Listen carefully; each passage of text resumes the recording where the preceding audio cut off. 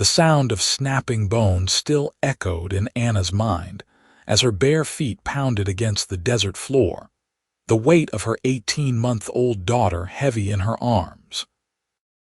She had been running for what felt like hours through the Arizona darkness, fleeing from the burning wreckage of her life, and the only thing keeping her moving was the precious burden clutched against her chest and the horrifying knowledge that if she stopped, they would both die. The night air in Oatman, Arizona had turned cold despite the lingering heat radiating from the sun-baked earth. Anna Zimmerman's lungs burned with each ragged breath as she stumbled over rocks and brush, her feet torn and bleeding from the 12 miles she had already covered since escaping. Little Sarah whimpered against her shoulder, sensing her mother's terror even in her half-asleep state. Anna pressed her lips to her daughter's sweaty forehead and forced herself to keep moving, even though every muscle in her body screamed for rest. The year was 1883, and women like Anna were supposed to be safe in their homes, protected by their husbands. But Anna's husband had been dead for 3 weeks now, killed in a mining accident that had left her alone and vulnerable. What she had not known was that Marcus had owed money to dangerous men who had come to collect tonight with violence in their eyes and whiskey on their breath. When they had broken down the door of the small cabin she rented on the outskirts of town, Anna had barely managed to grab Sarah and slip out the back window while they ransacked the front room. She could hear their horses behind her, distant but relentless. The moon hung low and full in the sky, providing enough light to navigate by, but also making her more visible to anyone who might be following. Anna's dress was torn and caked with dirt. Her dark hair had come loose from its pins and now hung in tangled waves around her face. She was 22 years old and had never felt more alone in her entire life. The terrain began to slope upward, rocky and unforgiving. Anna's vision blurred with tears and exhaustion as she climbed, her arms aching from carrying Sarah for so long. The child was small for her age, but 12 miles was an impossible distance for any mother to carry a toddler. Still, Anna would carry her to the ends of the earth if it meant keeping her safe from the men who wanted to sell them both to pay off Marcus's debts. She crested a small ridge and nearly sobbed with relief when she saw a campfire flickering in the distance, perhaps half a mile away. Civilization, or at least another human being who might help.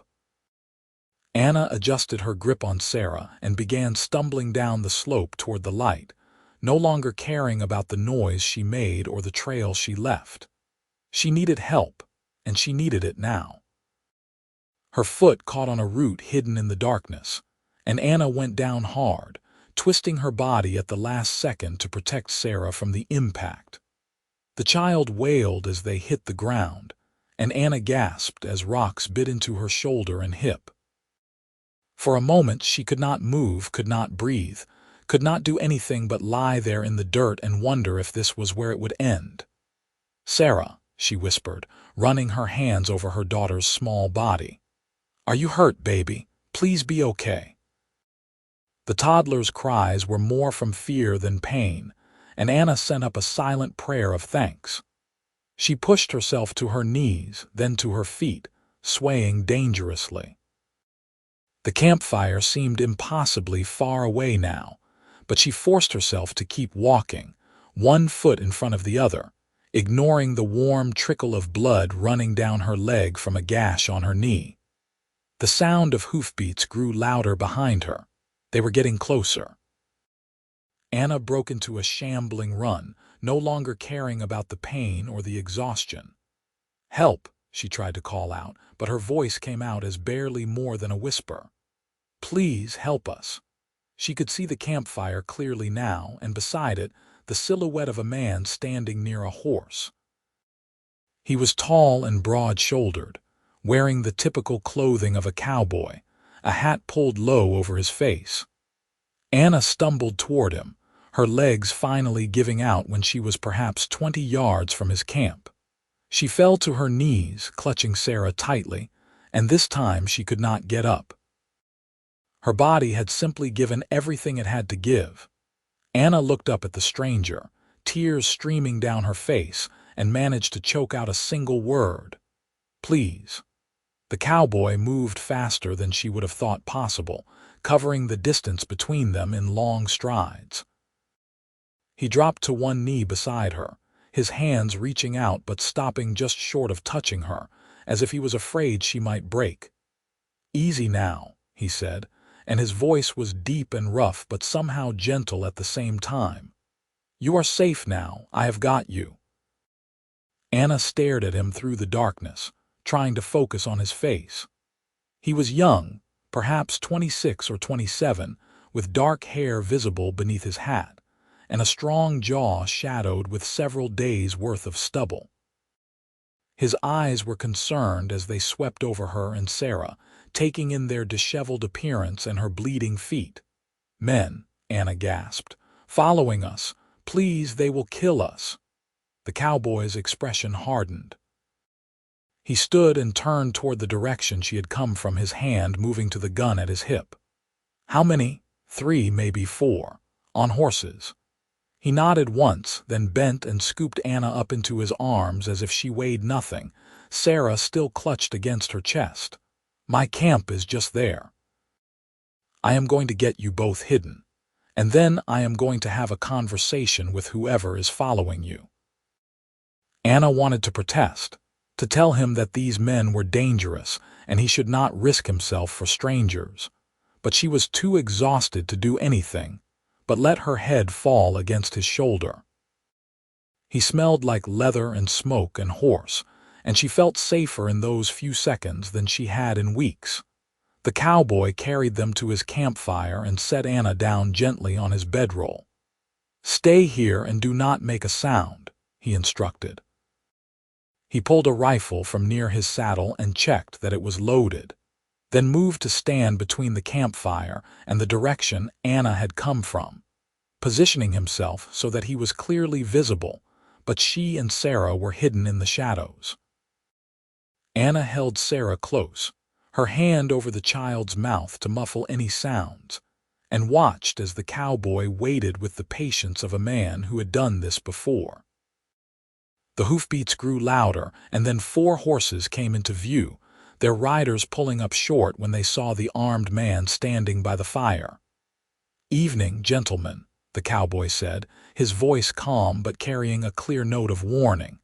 "You are on my camp. State your business." The lead rider, a heavy-set man with a scarred face, leaned forward in his saddle. "We are looking for a woman and a child. You seen them?" "I have seen a lot of things in my time," the cowboy replied, "but I cannot say as I have seen what you are looking for tonight. Now I will ask you again. State your business on my camp." "That woman owes us money," another rider called out. "Her dead husband had debts and we aim to collect." "A woman cannot inherit a man's debts," the cowboy said flatly. "You know that as well as I do. So why do not you tell me what you really want, or get off my land before I decide you are trespassing with ill intent?" Anna's heart pounded as she watched the exchange. She could see the tension in the riders, the way their hands moved toward their own weapons. The cowboy stood perfectly still, the rifle held casually but ready to fire at a moment's notice. "This is not your concern, mister," the scarred man growled. "Just tell us which way the woman went and we will be on our way. And I am telling you that I have not seen her. Now you have got about 10 seconds to turn those horses around and ride out of here before I start getting unfriendly." For a long moment, no one moved. Then the scarred man spat on the ground and jerked his horse's head around. "This is not over. We will find her. If you come back this way, you better come ready for trouble," the cowboy called after them. "Because I do not take kindly to men who threaten women and children." The riders disappeared into the darkness, and Anna did not realize she had been holding her breath until the cowboy lowered his rifle and turned back toward her. He walked over and crouched down beside the bedroll, his eyes searching her face. "They are gone for now," he said quietly. "But they will be back. Men like that always come back." Anna nodded, tears spilling down her cheeks again. "Thank you. I do not know what would have happened if you had not been here. Let us not think about that." He reached out and gently moved Sarah's hair back from her face. The child had fallen asleep despite the tension, exhausted from the long night. "She is beautiful. What is her name?" "Sarah, and I am Anna. Anna Zimmerman." "Ethan Dalton," the cowboy said, tipping his hat slightly, "and I am pleased to make your acquaintance even under such circumstances." He stood and moved to his saddlebags, pulling out a canteen and a clean cloth. "Let me see those feet of yours. They look like they have been through hell." Anna wanted to protest that she was fine, but the look in his eyes told her that arguing would be pointless. She extended one leg, wincing as he carefully began to clean the cuts and scrapes on her foot with water from the canteen. His hands were surprisingly gentle for someone so obviously rough and capable. "This is going to hurt," he warned before pouring water directly over the worst of the cuts. Anna bit her lip to keep from crying out, not wanting to wake Sarah. Ethan worked methodically, cleaning both feet and then wrapping them in strips of cloth torn from what looked like a spare shirt. "That will have to do until we can get you to a proper doctor." Anna asked quietly. Ethan looked up at her, his dark eyes serious. "You do not think I am going to just leave you out here for those men to find, do you?" "No, madam. You and little Sarah are coming with me back to my ranch. It is about a day's ride from here, and you will be safe there until we can figure out what to do about your situation. I cannot ask you to do that. You have already done so much. You are not asking. I am offering." Ethan finished tying off the bandages and sat back. "Those men said your husband is dead. I am sorry for your loss." Anna looked down at Sarah, her hand smoothing over her daughter's blonde curls. "Marcus was not a bad man, just a foolish one. He gambled, drank too much, made poor choices. I thought when he got the job at the mine that things would get better, that he would settle down and be a proper father to Sarah. But then there was the cave-in, and he was gone, and suddenly these men showed up claiming he owed them money for gambling debts." "How much did he owe?" $500. Ethan whistled low. "That is a considerable sum, and they were planning to take it out of you and Sarah." Anna nodded, her jaw tightening. "They said they could sell us across the border, that we would fetch a good price to cover the debt and then some." She looked up at Ethan, seeing the anger flash across his face. "I grabbed Sarah and ran. I did not even think about shoes or supplies. I just knew I had to get us away from there." "You did the right thing," Ethan said firmly, "and you are incredibly brave to have carried her all this way. 12 miles is no small distance, especially over this terrain. I would have carried her 100 miles if I had to." Something shifted in Ethan's expression as he looked at her, a softening around his eyes that made Anna's breath catch.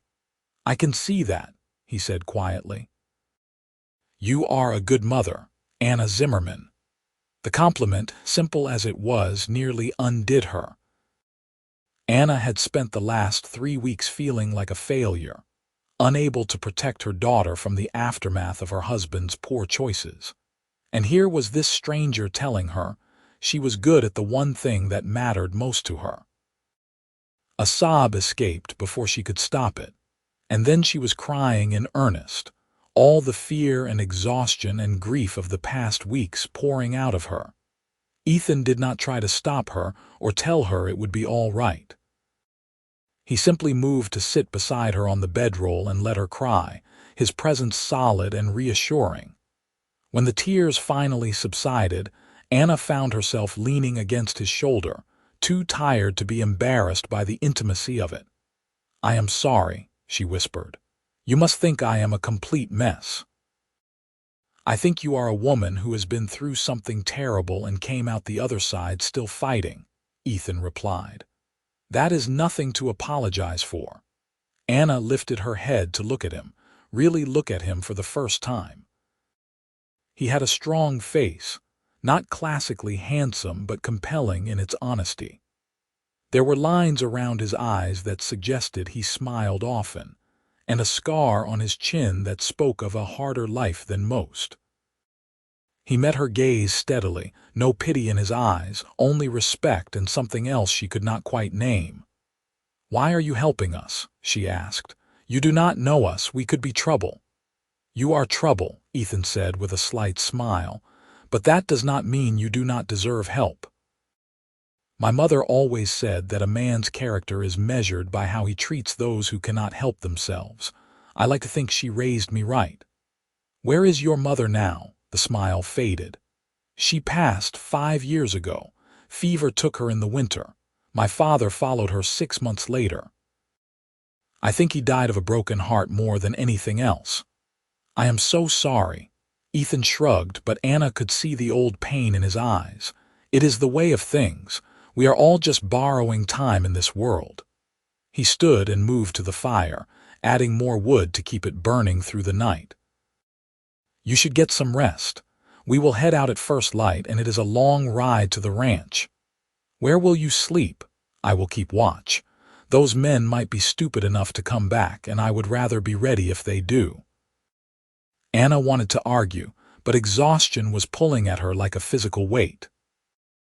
She lay down on the bedroll with Sarah curled against her chest, and the last thing she saw before sleep claimed her was Ethan sitting by the fire, his rifle across his knees, watching over them like a guardian angel in a dusty coat and worn boots. When Anna woke, the sun was just beginning to peek over the horizon, painting the desert in shades of pink and gold. She sat up carefully, trying not to disturb Sarah, and looked around for Ethan. He was saddling his horse, a large bay mare with kind eyes, and he glanced over when he heard her moving. "Morning," he said. "How are you feeling?" "Sore," Anna admitted, "but better than last night. I've got some jerky and hardtack if you are hungry." "Not much, but it will keep you going until we can get a proper meal." Anna accepted the offered food gratefully, nibbling on the jerky while Sarah slowly woke up. The toddler was confused and fussy, crying for her familiar bed and toys, and Anna had to work to calm her down while also trying to eat and prepare for the journey ahead. Ethan gave them space, finishing with the horse, and then packing up his camp with efficient movements. When everything was ready, he turned to Anna. "Have you ever ridden before?" "A few times, but not in a while." "Well, you are going to be riding with me today. I will sit in back and keep both of you steady. It will not be the most comfortable journey, but it is better than walking." He lifted Anna onto the horse first, settling her in the saddle, then handed Sarah up to her. The child immediately clutched at Anna's dress, her lower lip trembling. Ethan swung up behind them, his arms coming around both sides to take the reins, effectively caging them in against his chest. "Ready?" he asked, his voice close to Anna's ear. She nodded, hyper-aware of his presence behind her, the warmth of his body and the steady rhythm of his breathing. It felt strange to be this close to a man who was not her husband, but it also felt safe in a way that Marcus had never made her feel. They rode through the morning as the sun climbed higher in the sky and the temperature began to rise. Ethan kept the horse at a steady pace, not too fast, but making good progress. He pointed out landmarks as they passed, telling Anna about the area and his ranch, which he had inherited from his parents. "It is not much," he said. "About 300 acres with a small herd of cattle and some horses. I have got 2 men who work for me, brothers named Jack and Tom Peterson. Good men, hard workers. They will not ask questions about you and Sarah being there. Will they mind having strangers in their home? It is my home," Ethan corrected gently. Jack and Tom have their own cabin on the property, and no, they will not mind. Like I said, they are good men. Sarah dozed against Anna's chest, lulled by the rocking motion of the horse. Anna found herself relaxing as well, the fear and adrenaline of the previous night slowly fading. She let herself lean back slightly against Ethan's chest, telling herself it was just to stay balanced, but the truth was that his presence was comforting in a way she had not expected. "Can I ask you something?" Ethan said after a while. "Of course. What are you planning to do?" "Long term, I mean. You cannot hide from those men forever." Anna had been trying not to think about that very question. "I do not know," she admitted. "I have some family back east, an aunt in Philadelphia. I thought maybe I could write to her, see if she would take us in. But I do not have any money for train tickets, and I would not even know how to get to the station without those men finding me. What if you did not have to go east? What if there was a way to make them leave you alone for good?" "How?" "They want money I do not have." Ethan was quiet for a moment, and Anna could feel the tension in his body. What if you did have the money? Or what if they thought the debt was settled another way? "I do not understand."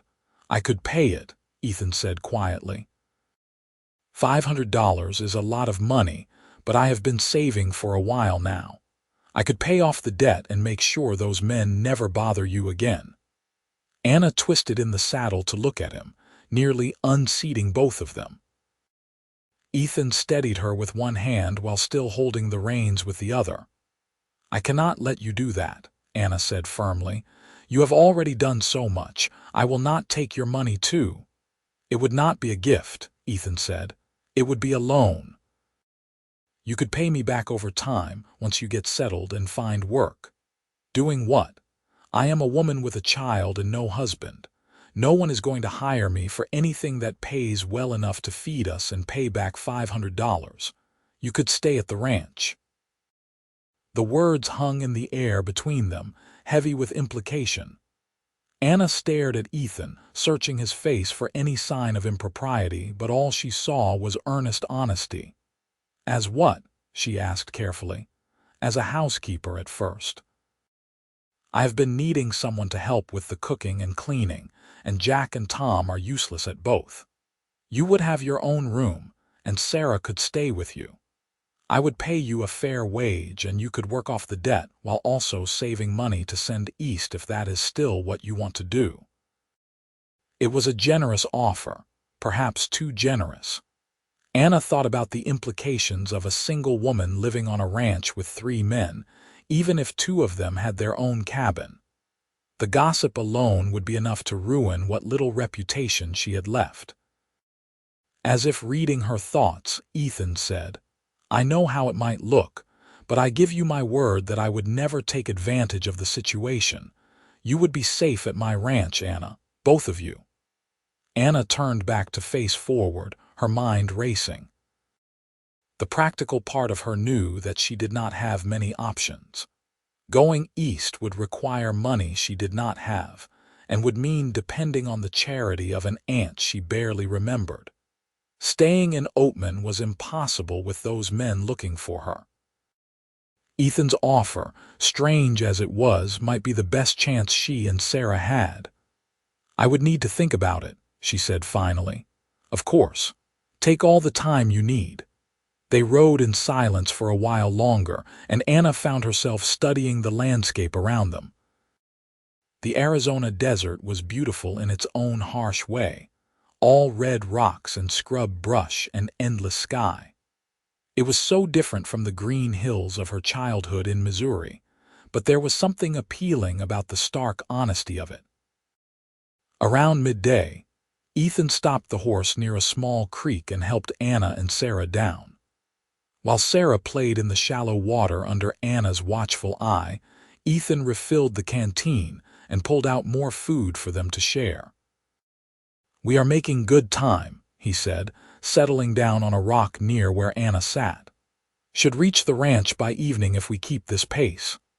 "You must be exhausted," Anna said, noticing the dark circles under his eyes. "You did not sleep at all last night, did you?" "I have gone longer without sleep before. I will be fine." "That is not the point. You cannot keep watch over us every moment. You need to rest."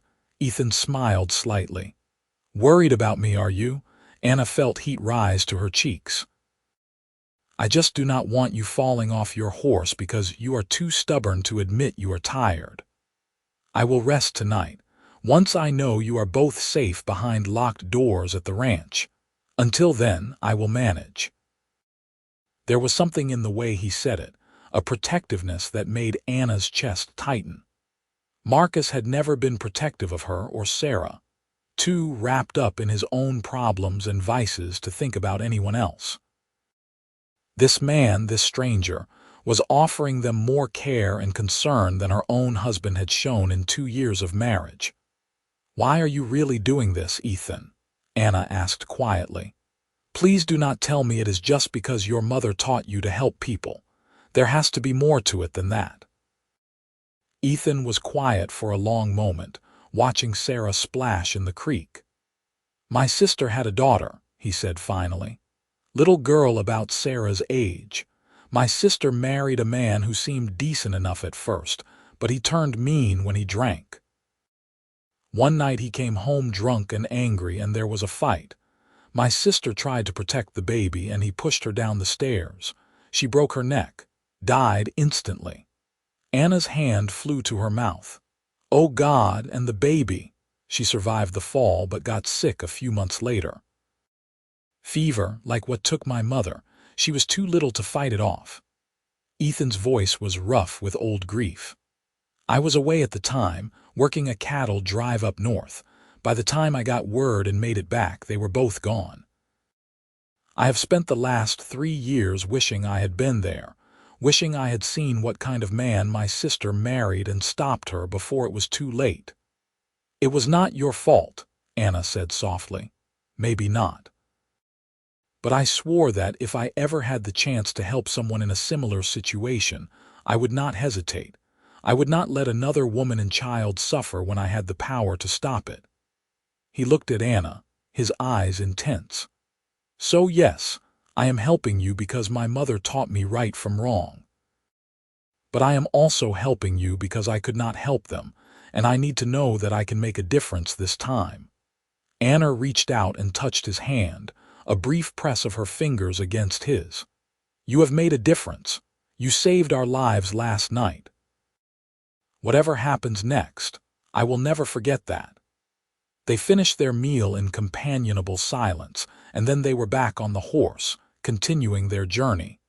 The landscape began to change as they rode, becoming slightly less barren, with more vegetation and signs of water.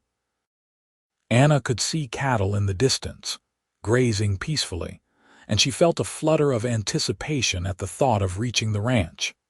As the sun began to set, painting the sky in brilliant oranges and purples, Ethan guided the horse up a long drive toward a cluster of buildings. The main house was modest but well-maintained, built of wood and stone with a covered porch that wrapped around 2 sides.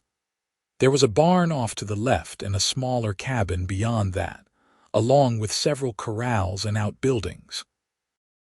2 men emerged from the barn as they approached, both tall and lean with sun-weathered faces. They stopped when they saw Anna and Sarah, surprise evident in their expressions. "Jack, Tom," Ethan said as he dismounted and then helped Anna down. "This is Anna Zimmerman and her daughter Sarah. They are going to be staying with us for a while. Anna, these are the Peterson brothers." Jack, the older of the 2 with graying hair at his temples, tipped his hat. "Madam, little miss." Tom, who looked to be in his early 30s, simply nodded, his eyes curious but not unkind. "Anna is going to be helping out around the house," Ethan continued. "I trust you will both treat her with respect and make sure she feels welcome." "Of course, boss," Jack said. "Is there anything you need us to do? Just take care of my horse and make sure everything is locked up tight tonight. We might have some trouble coming our way in the next few days.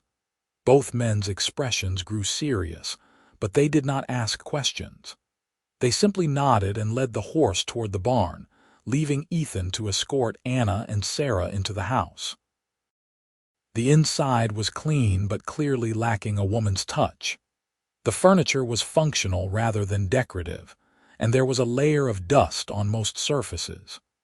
The kitchen was well equipped but showed signs of bachelor cooking, with pots stacked haphazardly and dishes waiting to be washed. "I know it is not much," Ethan said, sounding almost apologetic, "but it is warm and dry and the roof does not leak." "It is perfect," Anna said honestly. After the terror of the previous night and the long day of riding, the house looked like a palace to her. Ethan showed her to a bedroom on the ground floor, small but clean, with a real bed and a window that looked out over the desert. "This was my sister's room," he said quietly.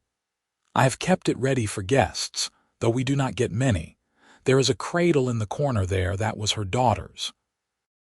You are welcome to use it for Sarah if you like."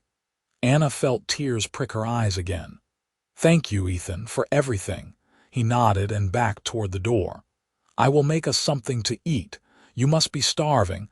Come out to the kitchen when you are ready." He left her alone, and Anna took a moment to simply stand in the middle of the room and breathe. She was safe. Sarah was safe. For the first time in weeks, she did not have to be constantly looking over her shoulder, waiting for the next disaster to strike. She changed Sarah's diaper and put her in the cradle, which the toddler seemed delighted by after sleeping on the ground and on a horse for so long.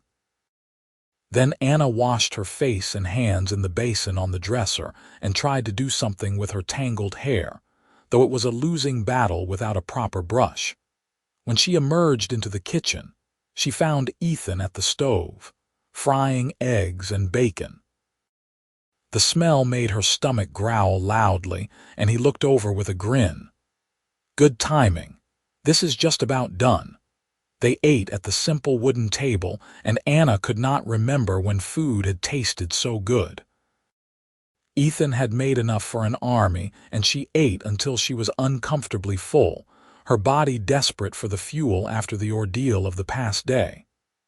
"I should help clean up," she said when they were finished, but Ethan waved her off. "You should rest. There will be plenty of time for work tomorrow and all the days after. Tonight, you need to sleep." Anna did not have the energy to argue. She bid him good night and returned to the bedroom, where Sarah was already fast asleep in the cradle. Anna lay down on the bed, still fully clothed, and was unconscious within minutes. She woke sometime in the night to the sound of voices outside. Alarmed, Anna sat up and crept to the window, peering out into the darkness. She could see Ethan standing on the porch with Jack and Tom, all three men armed. They were talking in low voices, too quiet for her to hear, but their posture was alert and watchful. Anna's heart began to race. Had the men from Oatman found them already?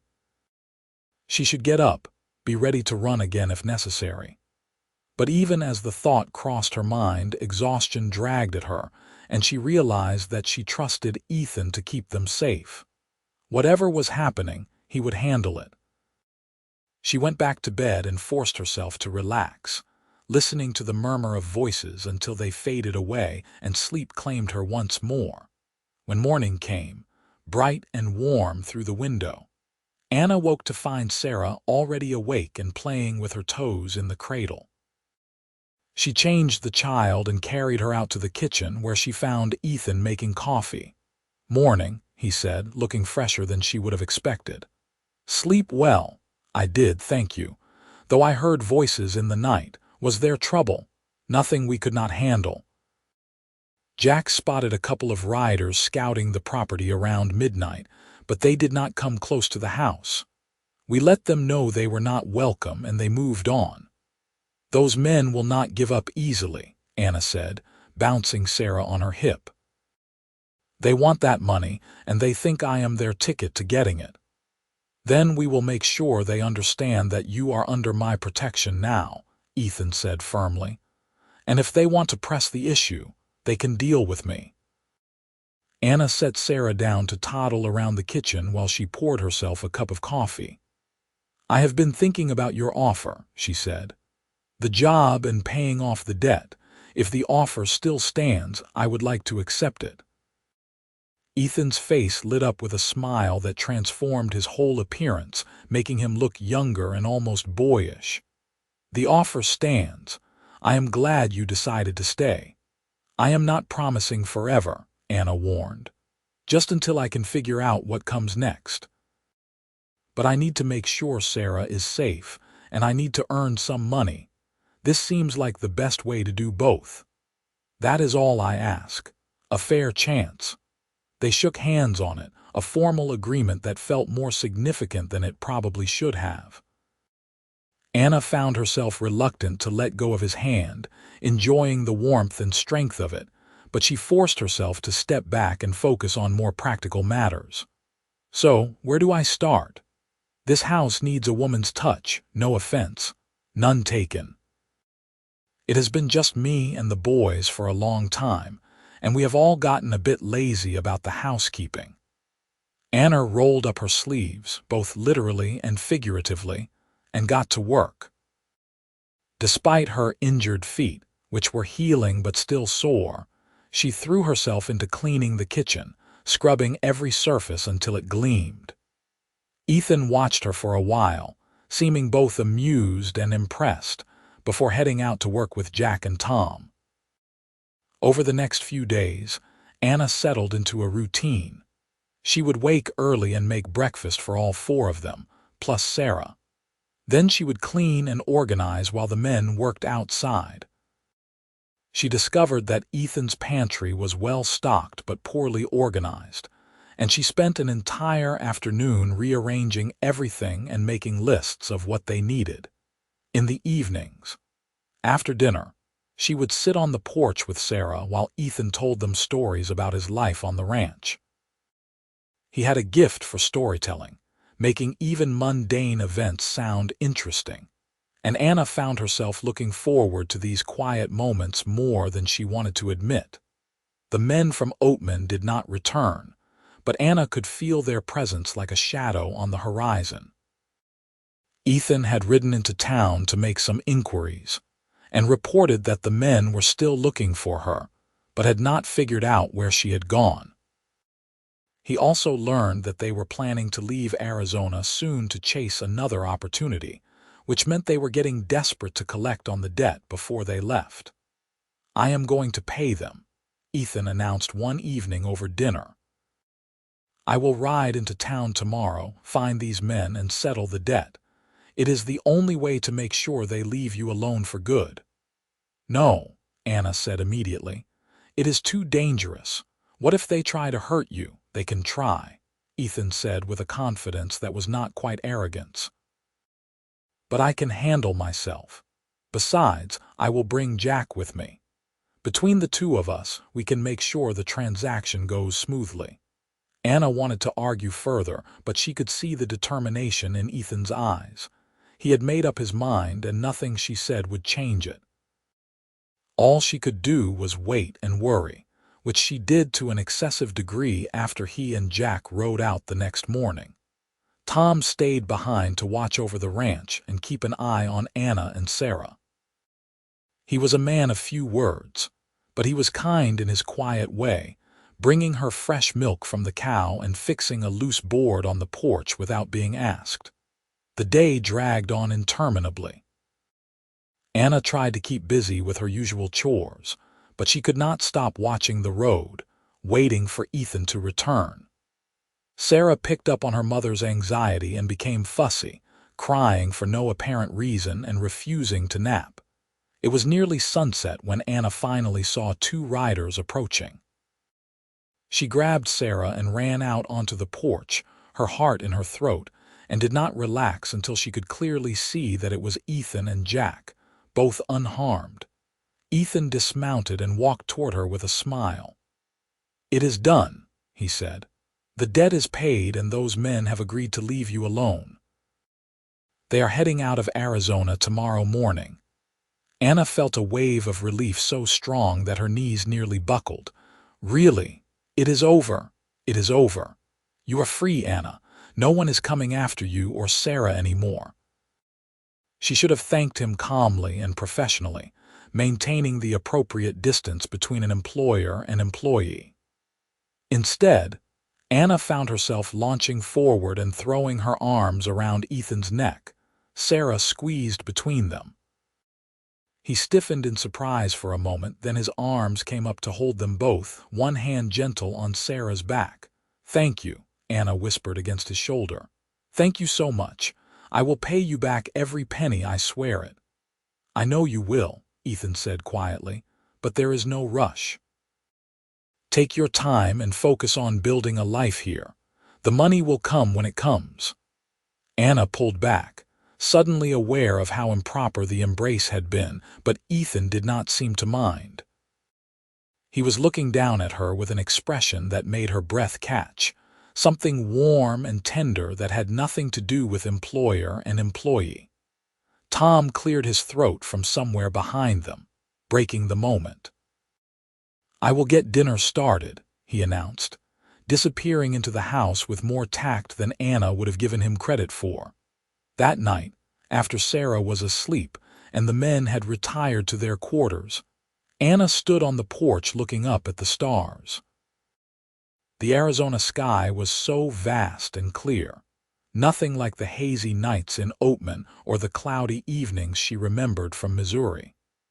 She felt simultaneously small and infinite, grateful to be alive and terrified of what the future might hold. The door opened behind her and Ethan stepped out, 2 cups of coffee in his hands. "Thought you might want some company," he said, offering her one of the cups. "Thank you." Anna took the coffee and wrapped her hands around the warm mug. "I was just thinking about how much has changed in such a short time. A week ago I was running for my life. Now I am here, safe and employed with the debt paid off. It feels like a dream." "It is not a dream," Ethan assured her. "It is real. You are safe here, Anna. For as long as you want to stay." "What if I want to stay forever?"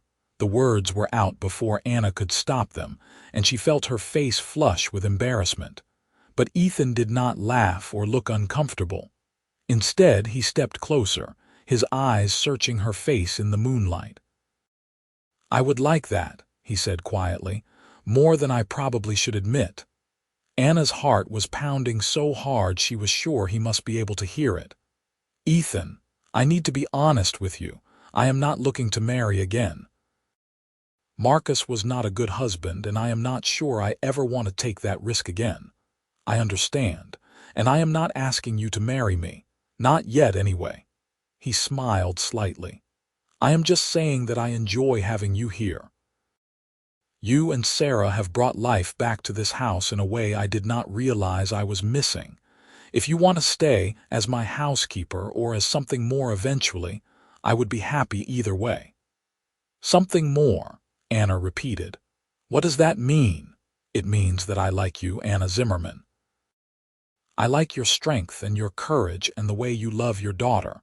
I like the sound of your voice and the way you laugh when Sarah does something silly. I like coming home at the end of the day and knowing you will be here." He took a deep breath. "I have not felt this way about anyone since before my sister died, and I know it is too soon and probably inappropriate given our circumstances, but I wanted you to know the truth." Anna set her coffee cup down on the porch railing with shaking hands. "I like you too," she admitted. "I did not want to. I told myself it was just gratitude for everything you have done. But it is more than that. When you rode into town yesterday, I was terrified something would happen to you, not because I would lose my job or my safety, but because I care about you as a person, as a man. Anna." Her name was a whisper on his lips, reverent and hopeful. She stepped closer, closing the distance between them until they were nearly touching. "I am not ready for anything serious. I need time to heal from what Marcus did, from all the ways he failed me and Sarah. But maybe, eventually, we could see where this goes. If you are willing to be patient with me, I would wait as long as you need, Ethan said, and the sincerity in his voice made Anna's eyes sting with tears.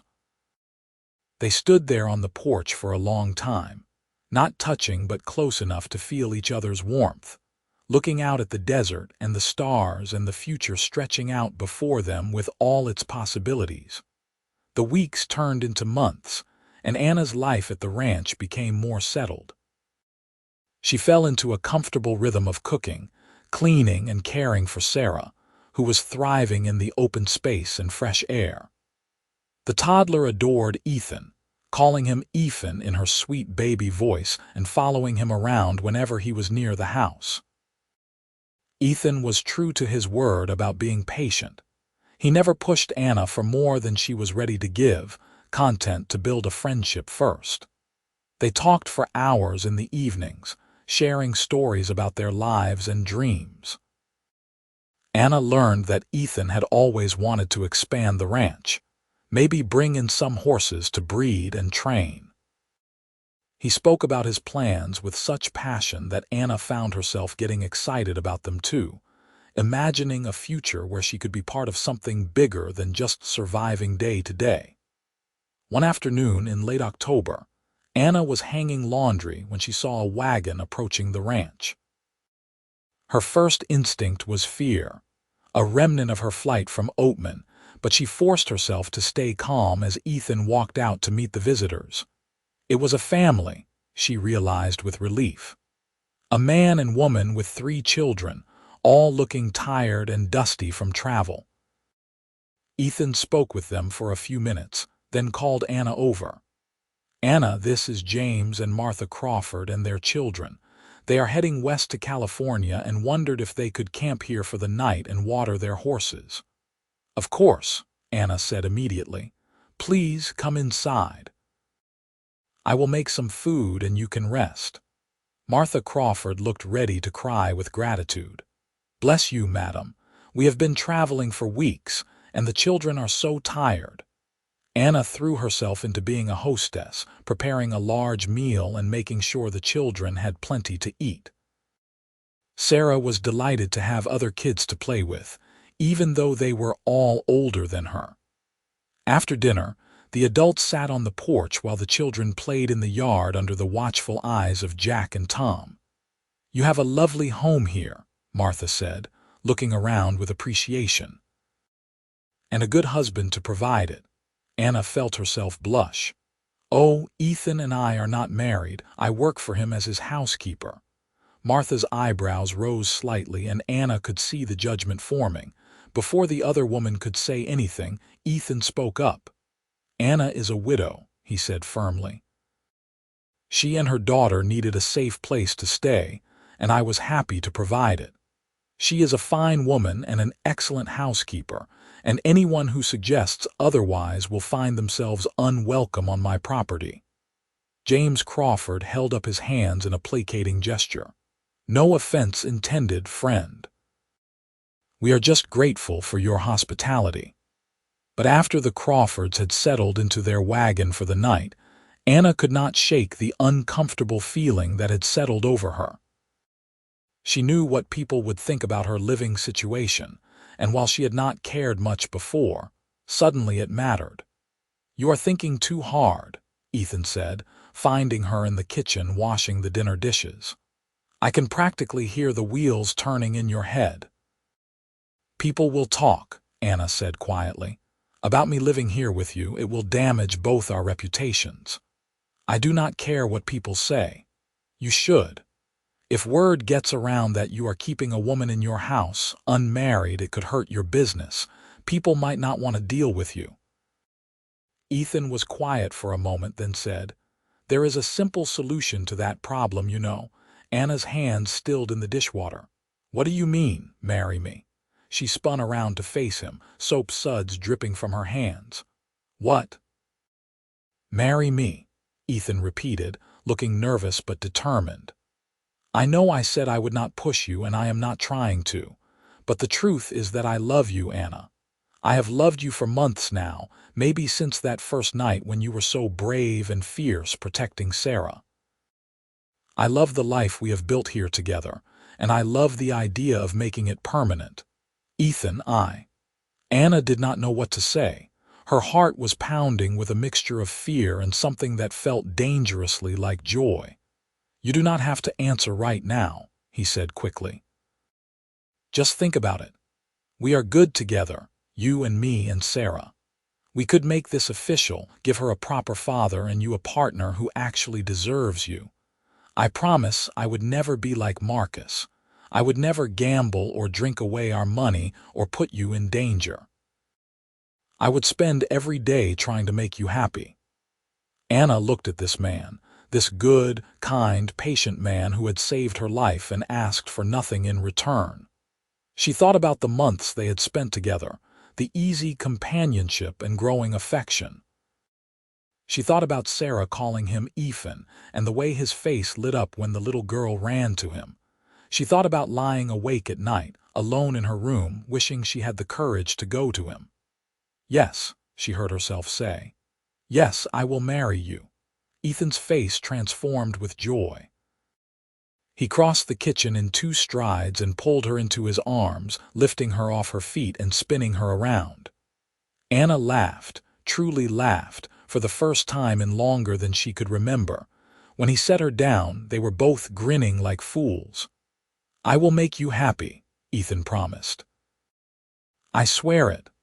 You already do, Anna replied, and then she did something she had been wanting to do for months. She stood on her toes and kissed him. It was not her first kiss, but it felt like it. Ethan's lips were gentle but sure against hers, one hand cradling the back of her head while the other wrapped around her waist. Anna melted into him, all the loneliness and fear of the past year dissolving in the warmth of his embrace. When they finally pulled apart, both breathing hard, Ethan rested his forehead against hers. I have been wanting to do that for so long. Me too, Anna admitted. I was just too scared. You do not have to be scared anymore. I have got you.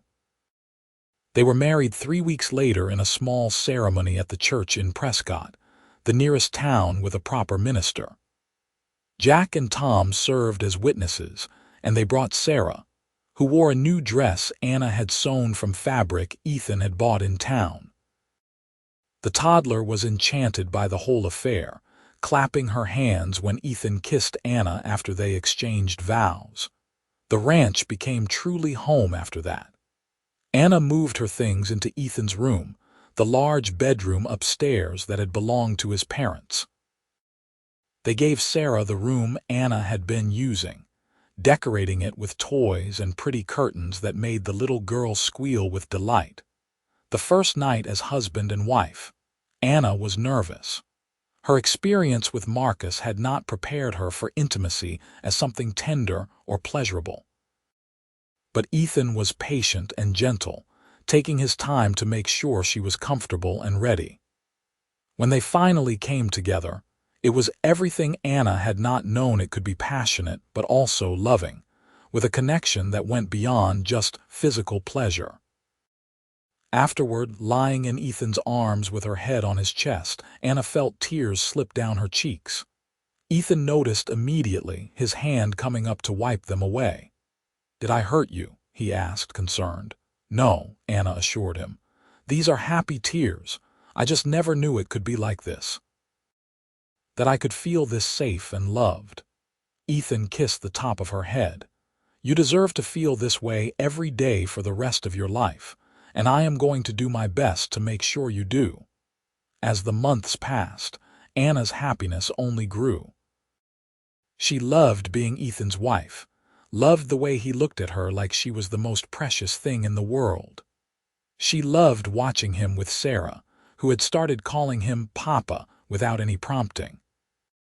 She loved the home they were building together, the way the ranch was slowly expanding and improving with their combined efforts. In the spring of 1884, Anna discovered she was pregnant. She had suspected for a few weeks, but waited to say anything until she was certain. When she finally told Ethan, he picked her up and spun her around just like he had the night she agreed to marry him, his joy boundless and infectious. "We are going to have a baby," he kept repeating, wonder in his voice. "A baby, Anna." "You are not disappointed?" she asked. "I know you did not sign up for more children so soon." "Disappointed?" "Anna, this is the best news I have ever received. A child of our own, someone we made together out of love. How could I be anything but thrilled?" The pregnancy progressed smoothly, though Anna was exhausted much of the time. Ethan and the boys took over more of the household chores, insisting that she rest and take care of herself. Sarah, now 2.5, was fascinated by her mother's growing belly and liked to pat it gently while saying "baby" over and over. In early December, on a cold winter morning when frost covered the desert, Anna went into labor. Ethan sent Tom racing to town to fetch the doctor while he stayed with Anna, holding her hand and murmuring encouragement as the contractions grew stronger. The labor was long and difficult, longer than it had been with Sarah. Anna was exhausted and in pain, and there were moments when she wondered if something was wrong. But Ethan never left her side, his presence an anchor in the storm of pain and fear. Finally, after nearly 20 hours, their son was born. He came into the world with a lusty cry, healthy and strong, and when the doctor placed him in Anna's arms, she felt a surge of love so powerful it nearly overwhelmed her. "He is perfect," she whispered, touching his tiny fingers and marveling at how small and precious he was. Ethan was crying openly, tears streaming down his face as he looked at his son. "What should we name him?" Anna had been thinking about this for months. "What about William, after your father?" "William Dalton," Ethan said, testing the name. I like it. I like it very much." They called him Will from the beginning, and he quickly became the center of their world. Ethan was a devoted father, getting up in the middle of the night to help with feedings and changing diapers without complaint. Sarah was an enthusiastic big sister, always wanting to help with the baby and bringing him her favorite toys to play with. The ranch continued to thrive. Ethan expanded the cattle herd and started breeding horses like he had always wanted. Anna's careful management of the household accounts helped them save money, and within 2 years, they were able to buy an additional 100 acres of land from a neighbor who was retiring. Jack and Tom remained loyal employees and friends, eventually bringing their own wives to the ranch when they married. The property became a small community, with multiple families working together to build something lasting and good. Anna never forgot where she had come from or how close she had come to losing everything. On quiet evenings, she would sometimes stand on the porch where Ethan had first told her he loved her and look out at the desert, remembering that terrifying night when she had run 12 miles carrying Sarah. It felt like a lifetime ago, like something that had happened to someone else. But the scars on her feet remained, faint but visible, a reminder that she had survived the impossible and found something beautiful on the other side. When Will was 3 years old, Anna became pregnant again. This time it was twins, 2 healthy girls they named Emma and Grace. The house rang with laughter and chaos, and Anna often found herself overwhelmed but deeply happy. This was what she had always wanted: a real family, children who were loved and safe, a husband who was truly a partner. Ethan was endlessly patient with the children, teaching them to ride and rope and take care of the animals. Sarah, now 7, was his shadow, following him everywhere and asking endless questions about how the ranch worked. Will was quieter but equally devoted to his father, and the twins were still too young to do much besides toddle around and get into mischief. One evening, when the twins were about a year old, Ethan and Anna sat on the porch watching the sunset. The children were all inside with Jack's wife, who had volunteered to give the couple some alone time. It was a rare moment of peace, and they savored it. "You ever regret it?" Anna asked suddenly. "Taking us in that night? Your life would be simpler if you had just let us go." Ethan looked at her like she had grown a second head. "Regret it? Anna, that was the best decision I ever made. Finding you and Sarah that night was a gift. Everything good in my life now comes from that moment. Even the sleepless nights and dirty diapers," Anna teased, "especially those." Ethan pulled her close, his arm around her shoulders. "I love our life together. I love our children and our home and the future we are building. I would not change a single thing." Anna leaned into him, content. "I love you, Ethan Dalton." "I love you too, Anna Dalton." More than I could ever put into words. The years continued to pass, marked by the changing of seasons and the growth of their children. Sarah grew into a beautiful and capable young woman, eventually marrying the son of a neighboring rancher and starting her own family. Will took over more responsibility on the ranch as he got older, showing a natural aptitude for the work that made Ethan swell with pride. The twins were bright and mischievous, keeping everyone on their toes with their elaborate games and schemes. Anna and Ethan added more children to their family over the years, until they had 7 in total.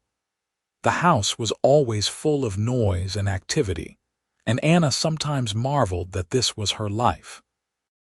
She had gone from running barefoot through the desert in terror to presiding over a large, loving family on a prosperous ranch.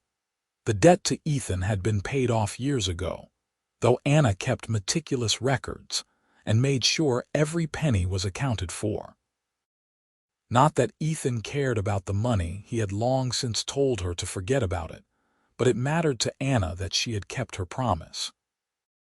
When Anna was 45 years old, her youngest child finally grown and preparing to head off to university in California, she and Ethan found themselves alone in the house for the first time in over 20 years.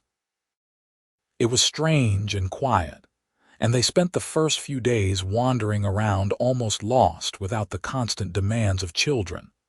But they quickly adjusted, rediscovering the easy companionship that had first drawn them together. They took long rides across the ranch, explored parts of Arizona they had never seen before, and spent lazy afternoons on the porch talking about everything and nothing. "We should probably think about what comes next," Ethan said one evening. "Jack's son is old enough to take over more of the daily operations. We could travel, see some of the country we have never gotten around to visiting." "I would like that," Anna said, "though I want to be here for when the grandchildren start arriving. Sarah is due in a few months, you know." "How could I forget? She tells me about it every time I see her." Ethan smiled fondly. "We are going to be grandparents, Anna. Can you believe it?" "Barely. I still remember when Sarah was the baby I carried across the desert. Now she is about to have a child of her own." Anna shook her head in wonder. "Time moves so quickly." "It does, which is why we should make the most of every moment we have left." They did exactly that. Over the next decade, Anna and Ethan became beloved grandparents to a whole new generation of children.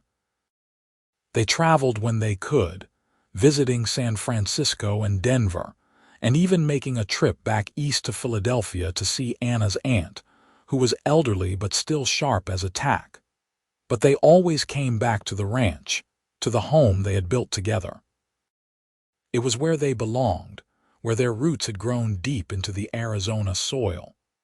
When Ethan was 68 years old, he developed a persistent cough that would not go away. The doctor in Prescott diagnosed it as a lung infection and prescribed rest and medicine. Ethan grumbled about being confined to bed but followed orders, not wanting to worry Anna. He recovered from that illness, but it left him weaker than before. Anna noticed him moving more slowly, needing more rest between tasks. It frightened her, the reminder that they were both getting older and would not live forever. "Stop looking at me like I am dying," Ethan said one morning, catching her worried expression. "I am fine, just a little tired." "You are not fine. You need to take better care of yourself." I have you to take care of me. What more could I need?" Despite his reassurances, Anna made sure he saw the doctor regularly and took better care of himself. She could not bear the thought of losing him, not after everything they had been through together. But life, as it always does, continued on. Ethan's health stabilized and they settled into a comfortable routine in their later years. They spent their days working on small projects around the ranch, enjoying visits from their children and grandchildren, and simply being together. On their 30th wedding anniversary, Ethan surprised Anna with a gift. It was a pair of beautiful leather boots, expertly made and dyed a rich brown. Anna looked at them in confusion until Ethan explained. "I never forgot that you were barefoot that night," he said quietly. "That you ran 12 miles through the desert with nothing protecting your feet, all to save Sarah. These boots are a reminder that you never have to run like that again. You are safe. You are home." Anna clutched the boots to her chest, tears streaming down her face. Even after 3 decades, Ethan still found ways to show her how much he loved her, how much he understood what she had been through. "Thank you," she whispered, "for these, and for everything, for giving me a life I never dreamed was possible." "Thank you for letting me be part of it," Ethan replied. "You and Sarah were the greatest gifts I ever received." They held each other on the porch where they had shared so many important moments, the desert stretching out before them bathed in golden sunset light. This was their place, their home, their happily ever after.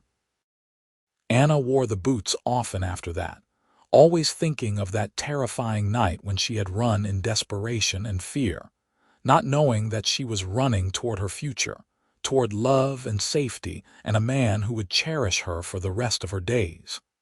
The years continued to be kind to them.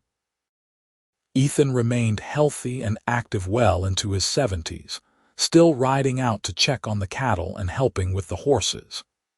Anna kept herself busy with her garden and her grandchildren, and with writing down the family history so that future generations would know where they came from.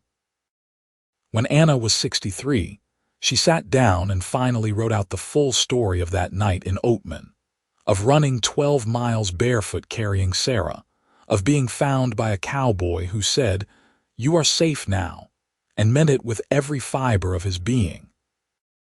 She wrote about falling in love slowly and carefully, about building a life from the ashes of her old one, about the joy and challenges of raising a large family. She gave copies of the story to each of their children, wanting them to understand the foundation upon which their family had been built. Sarah cried when she read it, amazed at the sacrifice her mother had made and the danger they had been in. The younger children, who had never known anything but safety and love, were sobered by the reminder that life could be hard and cruel. But the story also gave them all a deeper appreciation for what they had. Anna and Ethan's love was not just romantic, it was hard-won and tested by fire. It was a love that had survived poverty, danger, loss, and the simple wearing away of time. It was the kind of love that lasted. As Anna moved into her 70s, she began to slow down more noticeably. Her joints ached in the morning, and she tired more easily than she once had. But she remained sharp and engaged, always ready with advice or a listening ear when her children and grandchildren came to visit. Ethan, too, was showing his age, his dark hair now completely silver and his movements more careful. But his eyes still lit up when Anna walked into a room, and he still reached for her hand whenever they sat together. They celebrated their 50th wedding anniversary, surrounded by their enormous family. All 7 of their children were there, along with their spouses and children. There were grandchildren and even a few great-grandchildren, over 40 people in total, all gathered at the ranch to honor the couple who had started it all. During the party, their oldest granddaughter asked Anna to tell the story of how she and Ethan had met. Anna looked at her husband, who nodded encouragingly, and began to speak. She told them about that terrifying night, about running through the darkness with Sarah in her arms. She told them about seeing Ethan's campfire and stumbling toward it, about falling to her knees and hearing him say those precious words, "You are safe now." She told them about falling in love slowly, about the patience and kindness Ethan had shown her. She told them about their wedding and the birth of their children, about the challenges they had faced and overcome together. By the time she finished, there was hardly a dry eye in the room. The younger children stared at their grandparents with new respect, understanding for the first time the depth of what they had built together. "So you see," Anna concluded, "sometimes the worst night of your life leads to the best thing that ever happened to you. I would not wish what I went through on anyone, but if I had not run those 12 miles, I never would have found your grandfather, and none of you would be here today." Ethan stood and raised his glass. "To Anna," he said, his voice strong despite his age. "The bravest woman I have ever known, and the love of my life. Thank you for saying yes when I asked you to marry me. Thank you for giving me a family and a purpose. Thank you for every single day we have had together." Everyone raised their glasses and echoed the toast. Anna felt overwhelmed by the love in the room, by the legacy she and Ethan had created. This was what mattered. Not money or status or anything else the world said was important. Just love and family and the connections that bound them all together. That night, after everyone had gone home or to bed, Anna and Ethan sat on their porch one more time. It was a warm summer evening, perfect and peaceful. Anna rested her head on Ethan's shoulder and he wrapped his arm around her, holding her close. "It has been a good life," Anna said softly. "The best," Ethan agreed. "I would not change a single moment. Not even the hard parts, especially not the hard parts. They made us who we are. They taught us to appreciate what we have." Anna smiled, closing her eyes and simply enjoying the moment. The desert stretched out before them, beautiful and eternal. The stars were beginning to appear in the darkening sky, and somewhere in the distance, a coyote called out to the night. This was home. This was love. This was everything she had never dared to hope for, all because of one terrifying night and one good man who had chosen to help when he could have just as easily looked away. "I love you, Ethan Dalton," Anna whispered. "I love you too, Anna Dalton.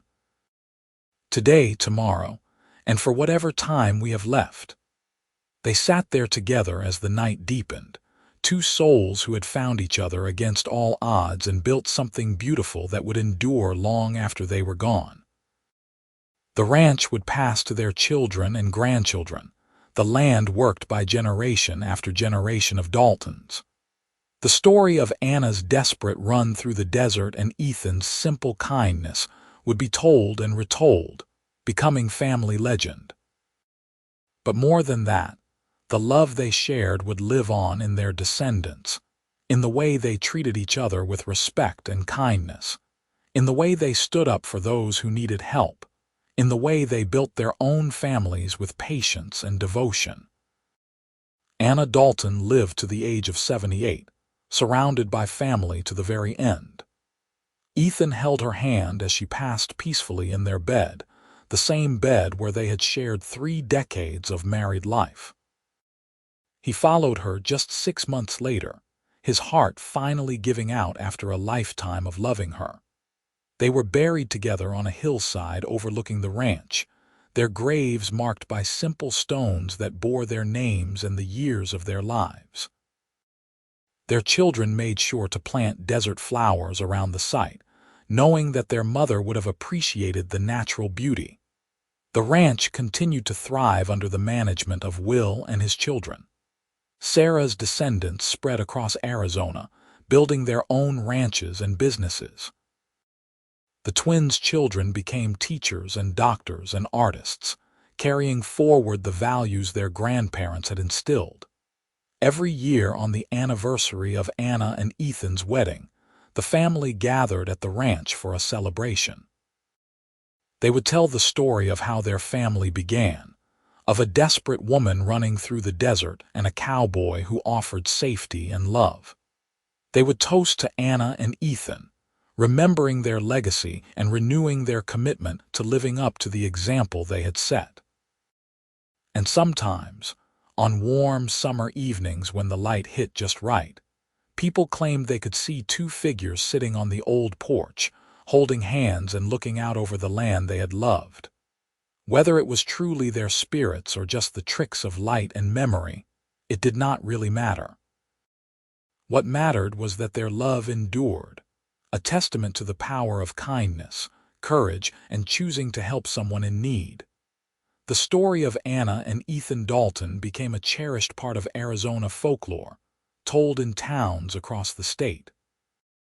It was the story of how love could bloom in the harshest circumstances, how a single act of compassion could change the course of multiple lives, how two broken people could come together and create something whole and beautiful.